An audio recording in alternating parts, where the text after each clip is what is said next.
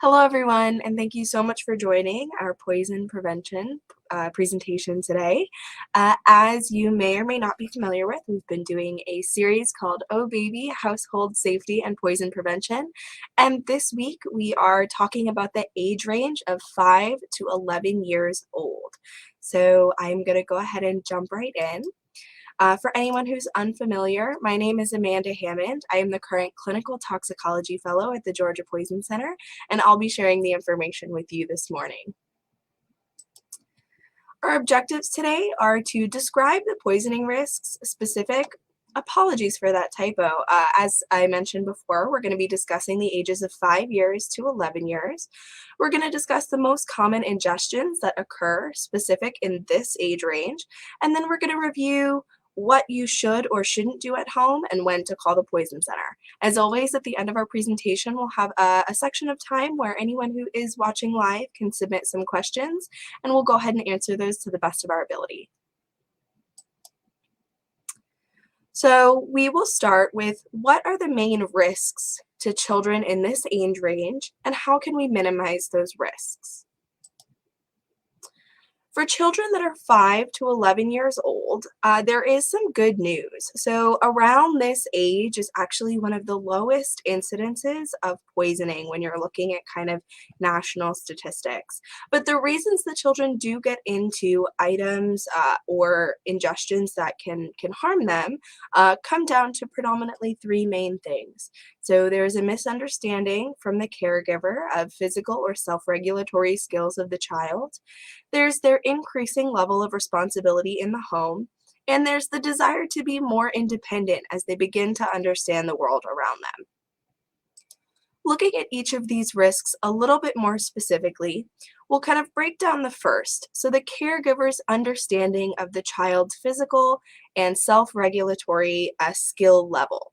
So developmentally, it's kind of knowing a caregiver is able to or unable to know whether or not the child's developmental level meets kind of what is appropriate, whether or not the child behaviorally is one who is prone to following rules or prone to breaking rules, as well as temperament or personality. Again, looking at those physical skills. So if I can put a medication up in a high cabinet locked away, that's going to depend. We should always keep our medications locked away, but whether or not that medication is still a risk depends on whether or not the child has the physical skill to climb up on the counter and try to pick the lock. Again, kind of looking at self-regulatory, that aligns with whether or not a child is good at regulating their own emotions and their ability to follow rules, or whether or not a child needs more support from a caregiver. Misunderstanding all of those things about a child, so perhaps a new babysitter or a new caregiver who doesn't know these things about this child, can put the child at a slightly increased risk to be exposed to poisons or harmful ingestions. Looking at responsibility at home, this age group tends to start seeing more unsupervised time and potentially time even caring for others. So, for an example, older siblings watching younger siblings.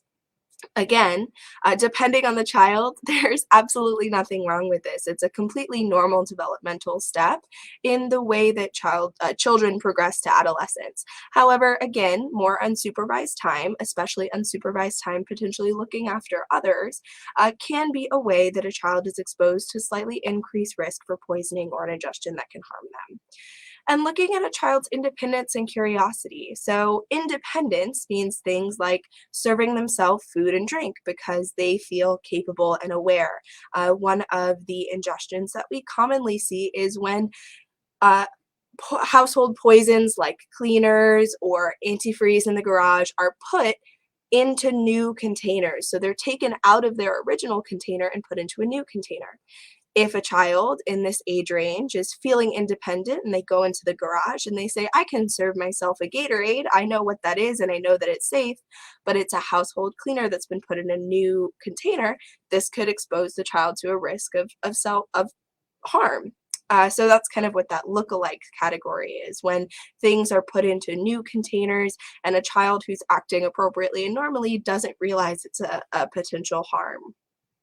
And then, of course, social media. As children kind of get towards the upper of this age range, they start to see things on social media, and social media can encourage children to consume or try to consume things that are not beneficial for their health. So, what actually are the most common ingestions? So, here's a secret. Per our Georgia Poison Center statistics from the past 3 years, they're not actually all um, ingestions of materials or ingestions at all.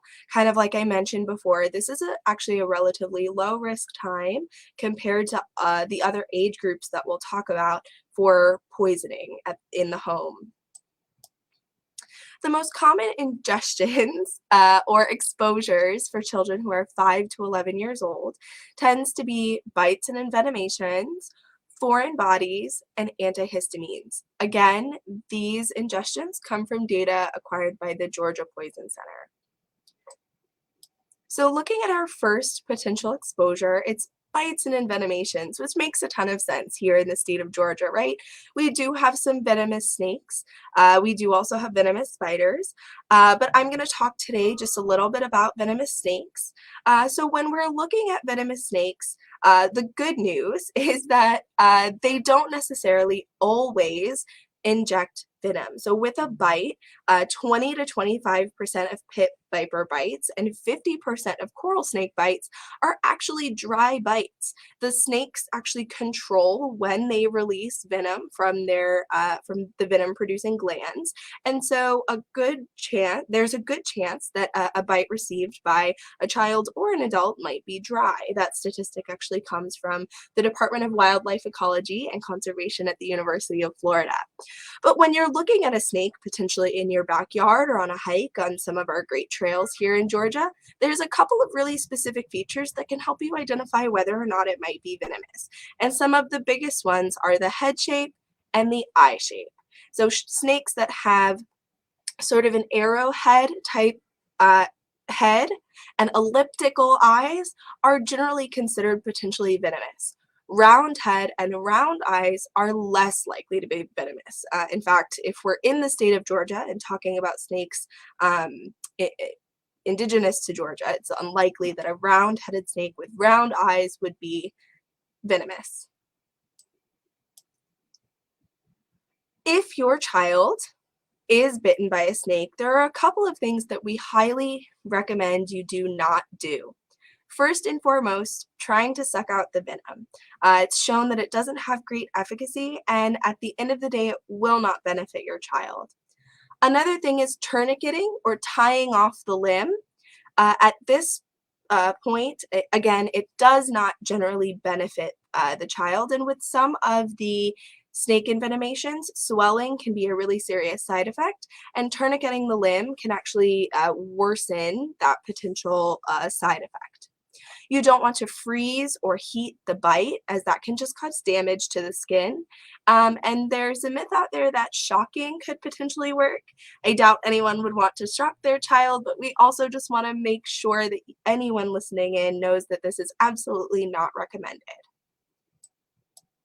Some of the things that we do want you to do or do recommend that you do is call the Poison Center. We are happy whenever there has been a snake bite of any kind to help you walk through whether or not you think the child or the person has been bitten is at risk, and help you know what to look for.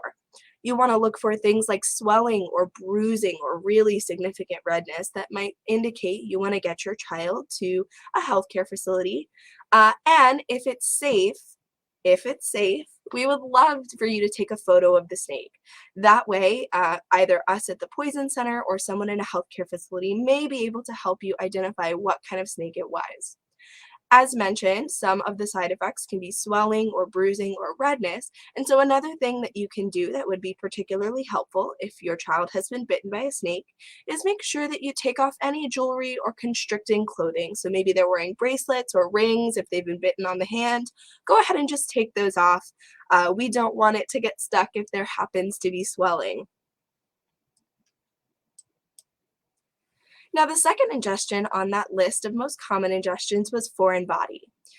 So some of the most concerning swallowed objects in children 5 to 11 are things with sharp or irregular edges, and that makes sense, right? Because it can potentially scratch or tear any of the tissue that are in our throats and our stomachs, things like that. Smooth objects that are larger than a penny are objects that really could potentially cause blockages in a child's kind of gastrointestinal system. And again, that size larger than a penny is for this age group, so 5 to 11. If you have a child who is younger than that, a different size would come into play. So only use that marker of larger than a penny for this age group. Multiple magnets. So one magnet, kind of depending on the size and shape, may not be a problem, but two magnets that are swallowed are going to potentially be a problem, right? Because once they're in their body, they're going to potentially look for each other, and that could also cause tears or problems. The main situation, however, I'm going to talk about briefly now is button or disc batteries.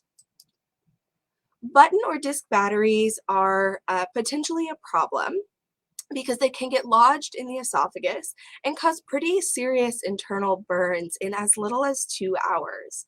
So when button batteries get wet, for example, from saliva after swallowing it, the electrical current in that battery actually breaks down and can cause something that's really corrosive.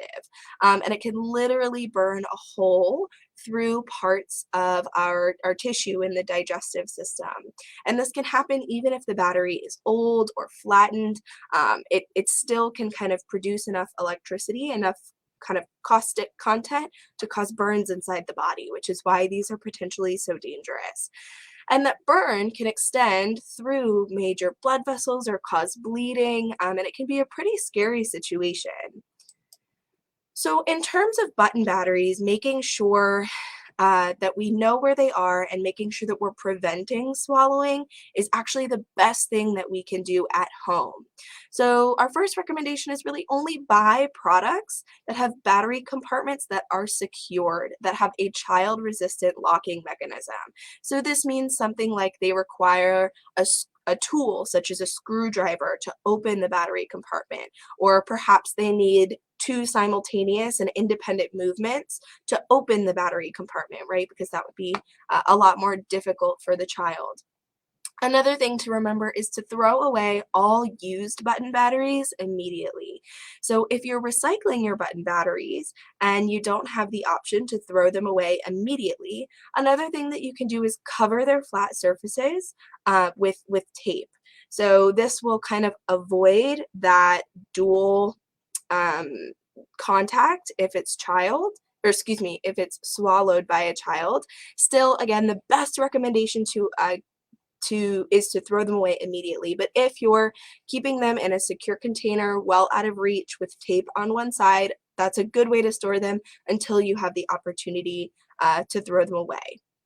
Keep in mind if your child is playing with any kind of battery operated toy and they have coughing or noisy breathing, they seem to have chest pain or grunting or particularly drooling or vomiting, make sure that you call for help. So if the child is actively choking or having trouble breathing, you always want to go straight to 911. But if your child seems okay, you can, in terms of immediate symptoms, you can go ahead and call the Poison Center and we will be happy to walk you through what are the best choices to keep you and your child safe at that time. The last common exposure that we're going to discuss today are antihistamines. So antihistamines make up a lot of the over-the-counter products that we see today that come from the pharmacy right into our homes. So things like Benadryl, Unisom, Claritin, Allegra, Zyrtec. They can be fantastic for helping us with allergies, especially at this time of year. But in terms of when they are consumed in excess, they can range from mild to potentially very, very dangerous. During the year 2020, there were children and teens across the US and Canada who were presenting to emergency departments kind of in various states of intoxication after taking really high doses of Benadryl as promoted on social media. And so really the main point here is be aware of where medications are in your house, keep them locked high and away, and if a child consumes any medication that is not theirs, go ahead and call the Poison Center. Some of the things that you might see if a child gets into too much of an antihistamine are unexplained drowsiness or disorientation, or even their pupils can get kind of wide. If you see any of those things, call the Poison Center as well. As always, we are always here if you ever have a question, and our number is 1-800-222-1222. Thank you so much for giving me a few minutes of your time this morning. I really look forward to seeing you guys again. Next, in the series, we'll be covering about middle school aged children and what the risks are to them. If you're curious about information for younger children, so we have a previous recording of a presentation on 0 to 12 months, as well as household or poison prevention for toddlers, so from about 12 months to 5 years. You can go and see those on our Facebook page as previously recorded. Otherwise, I'm going to open up the floor for some questions just in case there is anyone watching live that has something they're curious about.